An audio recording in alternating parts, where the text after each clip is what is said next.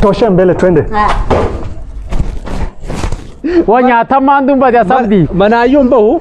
Amma na den nami felen jiru na den furdon fel. Atkara duri beta ram gagaba fetu na kakalla feta. Ab mkhawul fata kana. Or na fan nol fati bita. Wani beta wal murti. Ani kalla kana dumu wa furdo gurdo fet. Ana mo fel.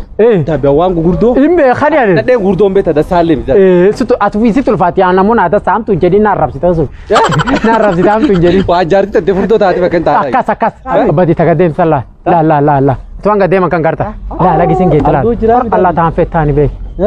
Sida bi woni ilti. Allah ya jare. Ilali na bwati. Atajar sawanga gabo ni vet. Kakallo berete. Mal altere acha. Apa nu manjiri na kabireti. Jar suman to jire.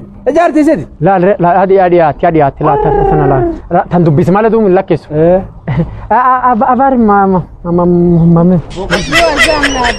Ati bata majete kan adabo. Kabdi abo. No gusalemu to antaninum daka. Anta kamda kunna. Kabdi abo. Inda kan antanin daka. Mama tanna do sama. Mana tanna titat. La tin kuya jarte be. Jarta ka atrefu manje. Jalla fnegar tusi. Dem te kesen to ya si. Atrefu wanga kallo fedete. Tunti yamana rafura tam gabon gatta ti yamana rafura. Abo kabdi. Kabdi abo. Mira Mira dima wandi bi.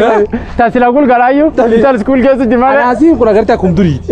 Wani kubeta nam kesa no batu. Rabbit khadatani agarte. Rabbana ma lafis mala dutu takanuma. Irti? Rabbunu lafisin. Dutu takan. Rabbunu lafisin. Twende.